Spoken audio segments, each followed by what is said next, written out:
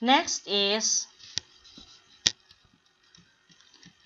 Nebuchadnezzar. So Nebuchadnezzar is a king of Babylon. So at the time, at the time of the rule of Nebuchadnezzar, Babylon is very powerful. Sikat kay ni sila, famous as well across mga kaya na ang sa mga palibot sa ilaha, because they are very unsay nga ani kanang gitawag og kanang successful sa pag kanang sa mga war nga ilaha nga adto. So King Nebuchadnezzar made an image of him to be worshipped by people in the kingdom. So it was not actually King Nebuchadnezzar's idea nga magpatukod og dako kayo niya nga image, as you look at the picture, para ma-worship sa tanan nga mga tao sa kingdom. But it was the sani ba yan ani kanang a suggestion by the people nga iyang trusted sa iyang kingdom, with the intention of unsay nga ani pag-corner sa mga tao nga nagsimba sa Ginoo at that time, which is sila si katong friends ni Daniel o si Daniel nga sa friends ni Daniel nga sila si Shadrach, Meshach o si Abednego. So at this time naay mga nasuya sa ilaha, and tungod kay maayo kayo lang kinabuhi, wala sila makit-an nga mga kaya na ang unsay nga nasayop sa kani nga mga tao. So they resulted into making a scheme nga mahimo nga what is this, undeniable or walay makasupak sa kaya na ang mao nga plan. So mao to nga ilahang gi-urge si King Nebuchadnezzar of how about making an image of him, and then kinahanglan nga ang tanang tao sa kingdom worship ana. So mao na siya ang nanghitabo. So what type of peer pressure? So it's peer pressure from his advisors. So we know nga naay mga tao yun nga ginasaligan ang any king before to advise him on what are the things that are good to do. So mao ni siya. So it made him proud of himself. How did it affect sa iya It made him proud of himself, even to the point of making himself an object of worship. However, so as we know, the story ends up nga kadtong mga gidakop nga sila si Shadrach, si Meshach o si Abednego, na kuan to sila na dakpan, and then giadto sa gipanisyon sila into the burning furnace of fire. But tungod gi-protect sila sa Ginoo, so Nebuchadnezzar in the end admitted that the God of Shadrach, Meshach, and Abednego is the only living God that needs to be worshipped. So, siguro naay portion sa life ni Nebuchadnezzar nga naulaw si John, nahuwawan siya. However, it's a good thing nga ning-angkon siya sa mao nga or ni acknowledge siya sa mao nga fact, or I mean sa mao nga nanghitabo nga ang God nila ni Shadrach, ni Meshach, ni Abednego is the only true God that needs to be worshipped. So, yun sa ito pag-handle ni King Nebuchadnezzar. So, he should have choose good people to surround and influence him. And sa ato apod, we have to choose the people that surrounds us and influence us. So, good people, I hope. So, mauto siya na hitabo ni King Nebuchadnezzar. Next is Judas Iscariot. Kibaw taana. Kada nga picture din is the one that Judas kissed Jesus to signify o kinsa ang dakpon sa mga Roman soldier at this time. So, gibaligya na ni Judas si Jesus ani for 30 pieces of silver. So, Judas Iscariot, one of the 12 disciples of Jesus, betrayed his master at this time. So, I think iba naman mo sa story. So, peer pressure from people who are rich. Si Judas is the treasurer, kuno according pa sa mga studies, naamjud sa Bible, gingon man nga si Ja ang tig hubot sa murag funds sa kanaang kuan. So, kung nasa like kwarta, so they have to keep it, and Judas is keeping the money. Probably, Judas think that Ako, sige ko, kaya na ang uban-uban ni Jesus, ako'y treasurer, pero man ko na dato. So, probably, he has these feelings that I can be rich, but I cannot be as long as I am with Jesus. So, mao to nga nag-urge kay naa naman jud sa iyang kasing-kasing that he has to sold Jesus for 30 pieces of silver lang. So, mao na jud to ang gibati ni Judas. Judas betrayed Jesus. How it affects him, Judas betrayed Jesus. But after knowing that Jesus was condemned already, condemned nga, unsay na gisilutan na bagi pa baba na ang hatol. So he felt guilty and hanged himself. So but pasabot napakamatay siya. So it's a good thing nga naging guilty siya, but it's not a good thing nga iyang gihimo is iyaha nga putol ang iyaha nga kaugalingon nga life. So handling the peer pressure. So be contented of what you have. So not all people can have the wealth that we need, that we want, that we dream of. But we have to be contented on what we have. So there is really danger to the influence or negative influence of peer pressure. So I hope nga kani nga mga nanghitabo sa mga ani nga mga characters dili po ni nahitabo sa atua. Okay? So So next, getting to know Nehemiah. Ari na punta sa positive peer pressure. Let's take a look at the picture. The life of Nehemiah. Let's get to know him.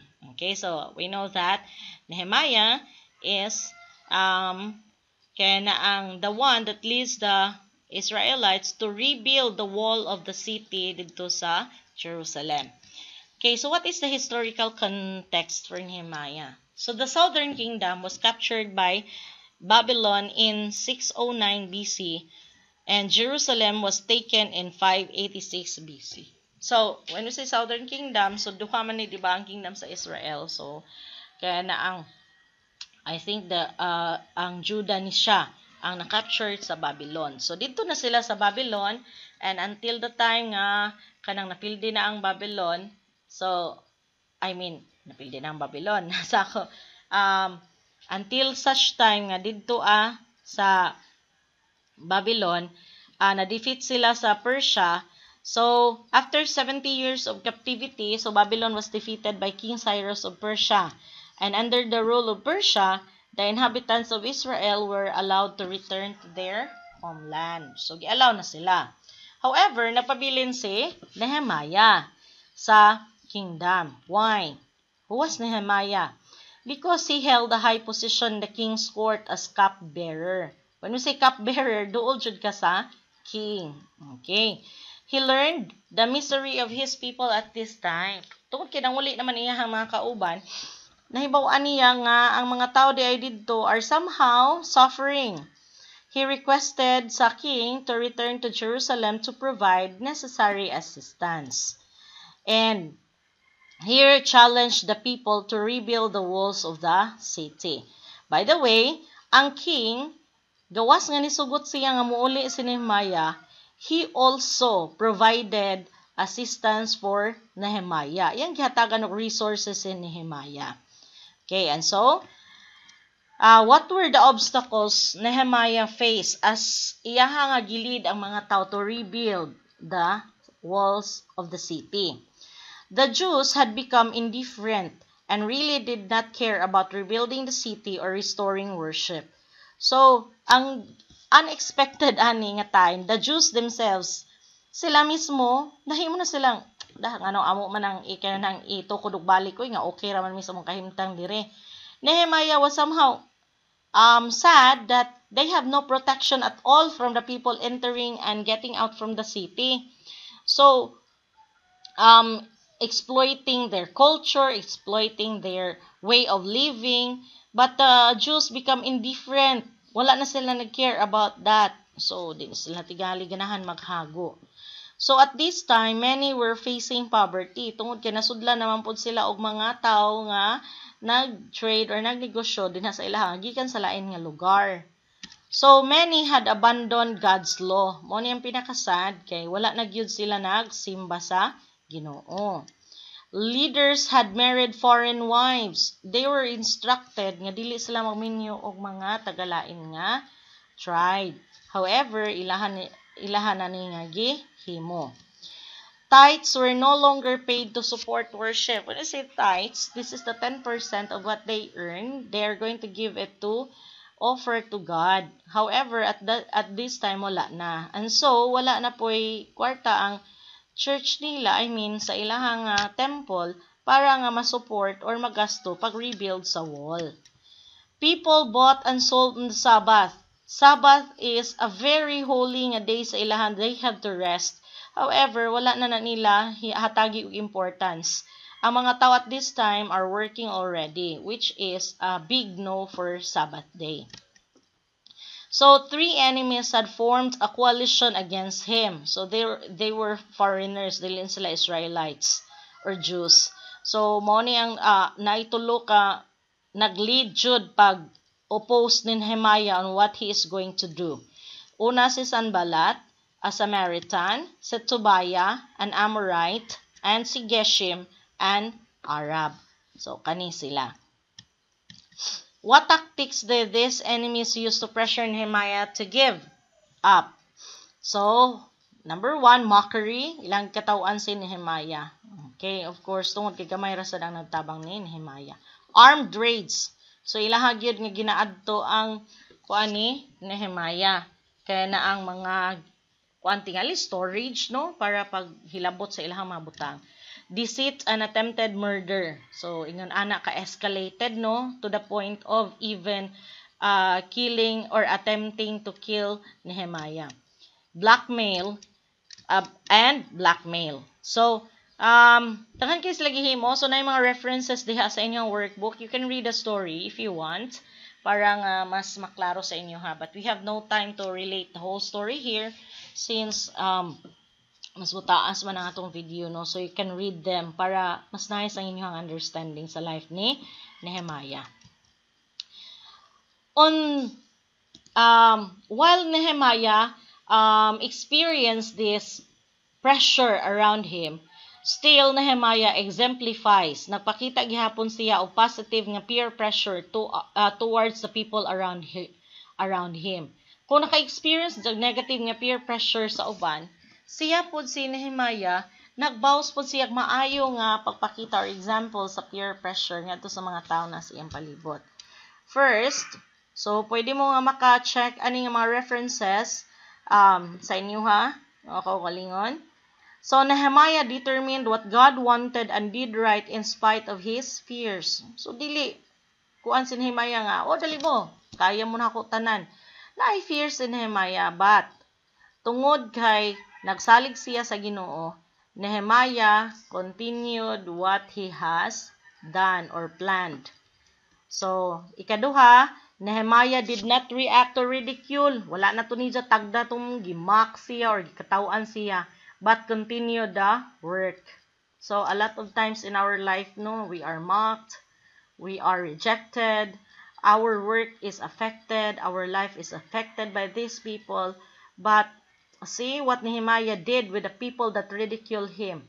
If I know that I am doing the right thing, I should stand by it. I should not be affected by it. I have to continue my work. I have to continue whatever the right thing I am doing, as long as I know I am doing nothing wrong. He boldly confronted the opposition, acknowledging God in his life. So it's very difficult to confront a person nga nakay conflict with. But Nehemiah, nagpakita siyang maayong example. Iyahag yun nga gi-confront ang opposition personally. That's because he acknowledged God in his life. So in the face of threat and danger, Nehemiah took precautions, prayed, and kept working. So sa tanan nga danger ngayon na experience, wa po napatara na si Nehemiah. He took precautions. So nag-amping po siya. But of course, he prayed and kept working. So, he encouraged others to trust God and fight for what was important. The wall of the city is very important for the people inside the city because it will protect them from any people to attack them. And it will also keep the outsiders from coming in and murag maghari-hari na nun sila dito. Just like what happened sa kana nga time sa ilaha nga lugar. He was sensitive to the needs of his people and did not exploit them as others has. So, Nehemiah was very thoughtful of the people around him. So, gipangpangga ni sila ni Nehemiah. He set a personal example through his commitment to do what was right and finish the task God had sent him to do. He recognized the schemes and lies of others and boldly stated the truth. So, wala siya nagpa-apekto sa mga tao nga daot sa iyaha. And last two, he recognized the intimidation plot and wisely avoided it. Okay, look at hand, wala nagpatara si Nehemiah, but he really took care of everything. So, iyaha nga gilikayan, so iyaha nga gi-analyze ang situation. Lastly, Nehemiah was a man of prayer. So, dili ginato walaon ang prayer in whatever things that we are going to experience in life. When it seems like wala na gyud way out, arang na gyud kalisod. So, diha nga time mas mapadako pa nato ang ato ang pag mas ato pa ipaduol ang atong kaugalingon sa Ginoo through prayer. So, mauna siya how Nehemiah exemplifies positive nga peer pressure. Just the facts. Who is affected by peer pressure? So, the answer to that is everyone. Everyone is can experience peer pressure. So, vulnerable ang mga teens, but everyone, walay exempted, maka-experience of peer pressure. Why are adolescents sensitive to peer pressure? Because adolescence normally starts to become more independent at this stage. So, the more they strive for independence, I want to decide for myself.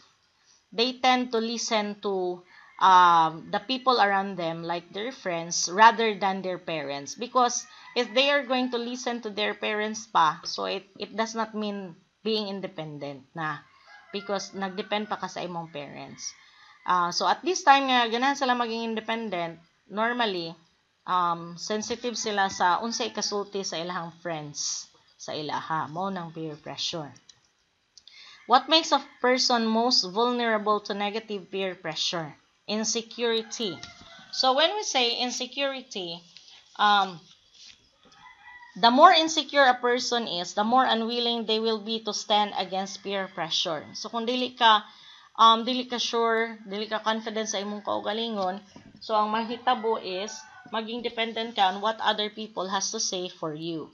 So, ay, wa man siya nalipay na, ausbo na lang tingali ni nako. So, ingon ana.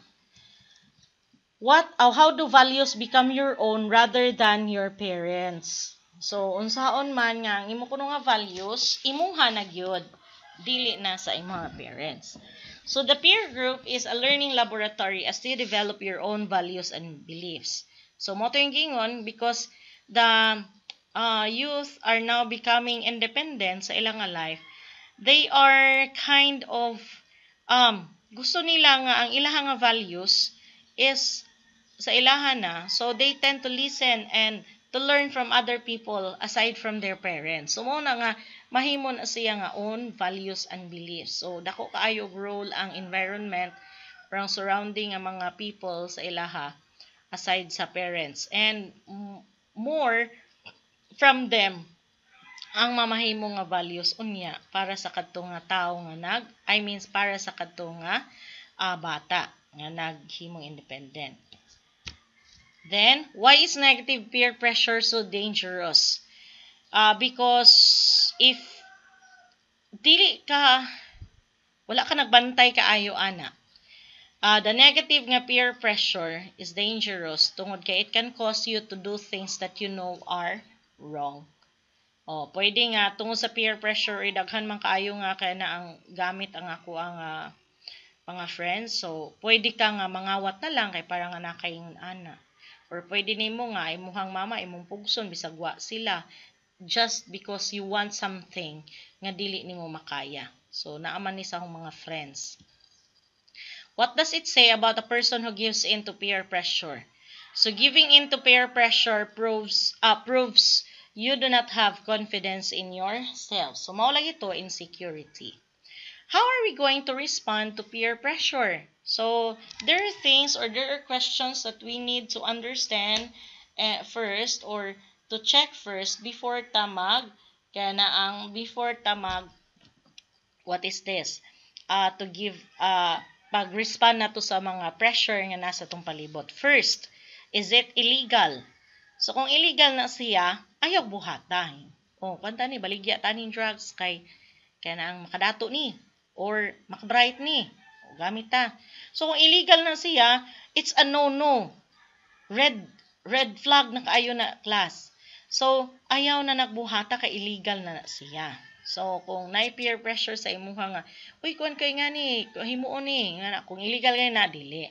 Mga wata, manulista, ay syempre, di na kamukuban kay tulis na, pwede ka madakpan na mapriso or mapatay. Worst. Okay, number 2. Is it immoral? But pasabot, against what we think is right in the society. That's immoral. Okay.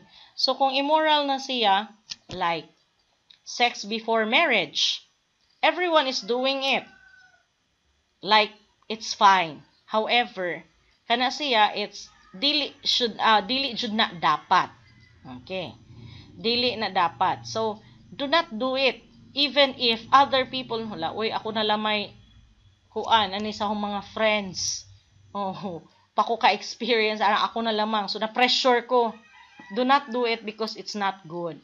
The Bible clearly states that sex before or outside, but pasabot sa outside, kung married na ka, nag-sex ka sa lain nga partner, that is a sin. So, immoral na siya. Against what we know is right. Mo na immoral. Do not do it. Okay? So, kana siya. Ug okay lang sa ubang mga tao nga magsukol-sukol sa ilang nga ginikanan. I have to do it kay they do it as well. So, that is wrong. But because kung immoral, di na siya maayong magsukol-sukol og ginikanan, do not do it. Okay? So, is it immoral? If it is yes, of course, ayaw na pag-give into that peer pressure.